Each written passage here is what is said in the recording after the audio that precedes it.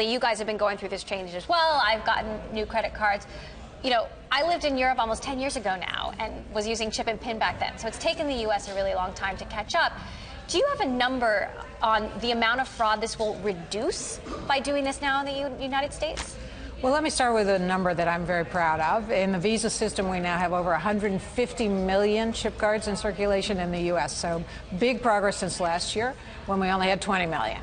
Now, the reduction of fraud is going to take a while because it's actually not required for the retailer to implement the chip technology immediately. What's the deadline? When do they have to do it? There's no mandate. Oh. What it is an incentive. So our incentives took place yesterday. Many retailers are ready. We have 314,000 terminals up and running, but there's a lot more to go. So in 2 to 3 years, you should start seeing about 60–70% of those transactions, no more swipe, like you said, and then you could see about a 60 to 70% reduction in counterfeit fraud. So in the last 24 hours, what have you been hearing from merchants? You know, I know our producer said, I went to Walgreens, I didn't even know how to pay. It was so confusing. Well, it shouldn't be confusing.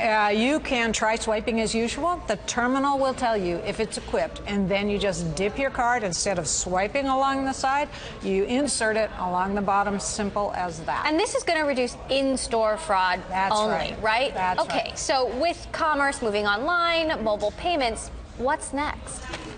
Cool stuff. What's next is something called tokenization. We replace the account number with a similar number, but it's not usable for a payment.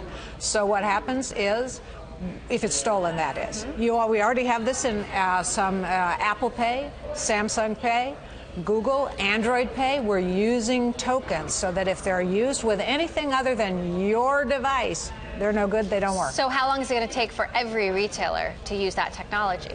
It's going to take a while. Like a decade? It's going to take a while. Like, I mean, what are we talking about The interesting thing is the retailer doesn't have to do anything. We have to do it with the banks and the technology companies. So no more burden on the retailer, and it should happen within, I would say, 3 to 5 years. Okay.